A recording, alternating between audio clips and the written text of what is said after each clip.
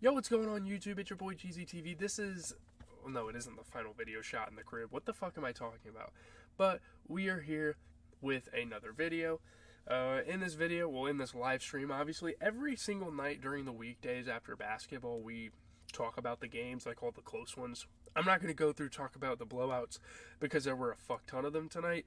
I'm just going to talk about the close games. So...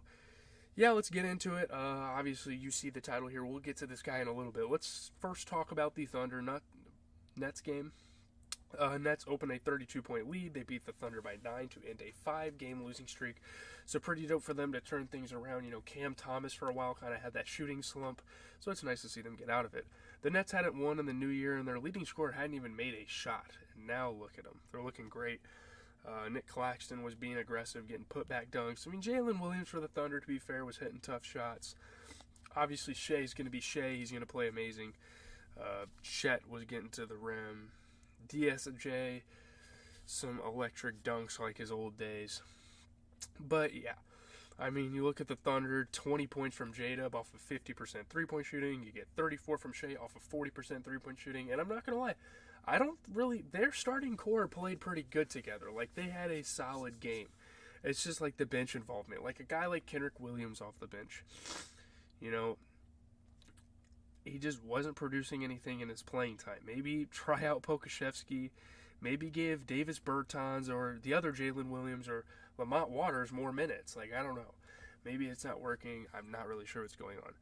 Looking at the Nets, yeah, I mean, 23 and 13 for Claxton's a great game. 23 for Spencer Dinwiddie. You get 13 and 12 from Dennis Smith Jr. off the bench. And yeah, shout out to Dennis Smith Jr. It's really late in his career, and it's actually pretty impressive how well he's been able to withhold himself and play at a pretty high level. So, yeah, shout out to him. Let's move on to the next game. Next game I want to talk about is the Magic and the Nuggets, and here we are with Mr. Paolo Banchero. Really, man, he might be an upcoming all-star. I know it's a little late. You know, people are kind of putting their ballots in, but this guy might be an all-star right now. Paolo Banchero records his first triple-double. He hits the go-ahead free throws. The Magic hold off the Nuggets by 2. Huge win against the Nuggets, obviously. It's just like a test to like how good of a season the Magic are having. So Paolo Banchero was pleased with his first career triple-double. What made it even better was its central role in a stirring comeback. So yeah.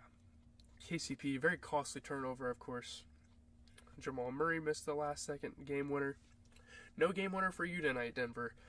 Chuma Okeke was protecting the rim. Nikola Jokic was hitting some tough shots, to be fair. So was Aaron Gordon. You know, those are tough players to go against. But a great game from Paolo Banchero. 32, 11, and 10. You get 19 and 11 for Mo Wagner, which is interesting. They had an interesting starting lineup. But, I mean, Mo Wagner, 50% from 3. 27 for Jalen Suggs, who shot 60%. Really good game for the Magic. Cole Anthony had 23 off the bench. Yeah, just really good involvement. It's so dope. You know, Jalen Suggs plays with a lot of passion, and you got to respect the guy. But looking at the other side of things, MPJ put up 22. He shot 67% from 3. 29 points for Jokic. You get 20 from Jamal Murray. Yeah, KCP kind of cost him the game with that turnover, but like also just his overall play. I mean, I don't think he was playing very well. I mean, honestly, Christian Brown at this point could get some minutes over him. Like, not starter minutes, but like when you see a guy like KCP struggling and Christian Brown can be the glue off the bench, that's kind of a guy you want to put in and give an opportunity. But shout out to the Magic.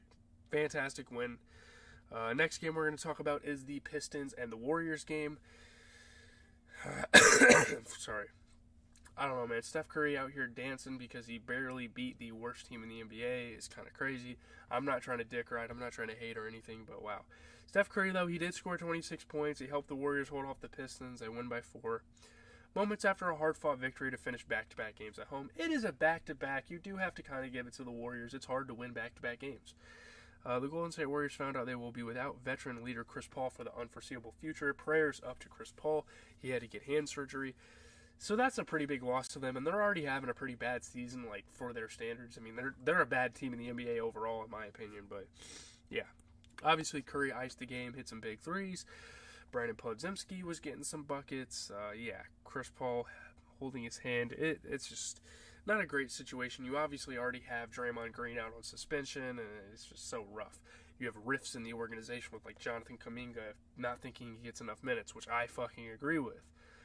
A lot of frustration. It's really throwing them off, but they were able to get a win anyway.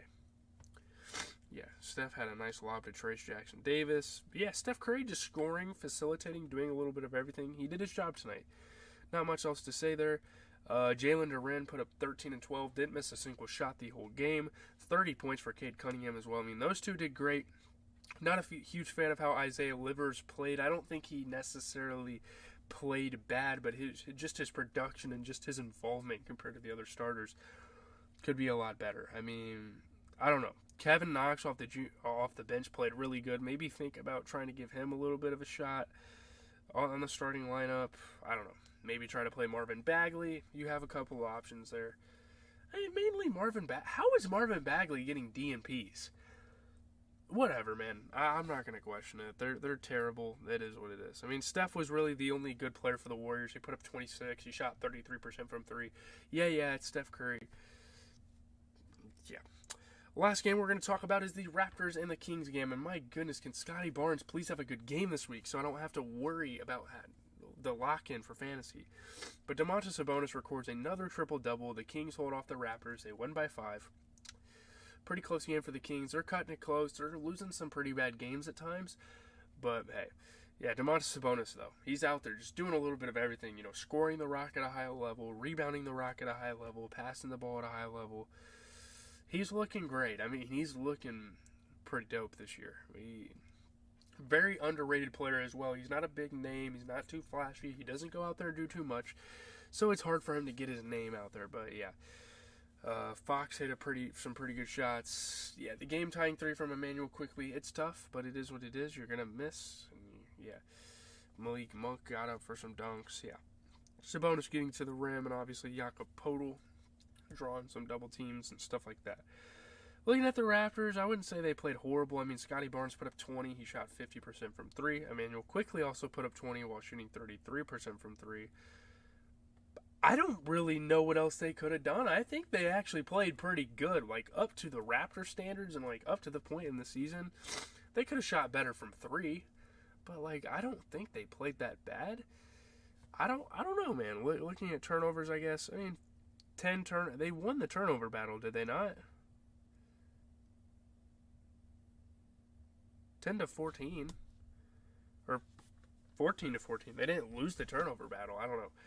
It's just the Kings are a better team. What can they do? When Sabonis goes out there, 24, 11, and 15, 18 and 12 from Keegan Murray, didn't miss a single 3, 24 for De'Aaron Fox, shooting 33% from 3 and 50% overall. I mean, there's really not much you can do.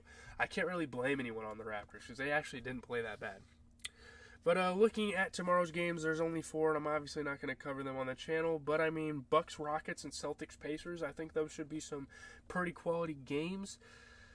Yeah, obviously I'm going to be out on a trip as well with my family before I go back to school and stuff. So, yeah, I'm just going to get my videos out to you guys early tomorrow and probably my Sunday videos late that day. So, yeah, leave a like, comment, subscribe. As always, it has been GZTV, giving you guys the best NBA content out there. Kenny, for real, let's be honest, he's great too. But, every night just coming on here on a stream, kind of like a little broadcast talking about the games. It's been a really dope season so far, very eventful, a lot of historic nights, a lot of dope highlights. So, yeah. Click the noti bell, you can pop out on a stream. Obviously, I don't stream for long usually, but, yeah.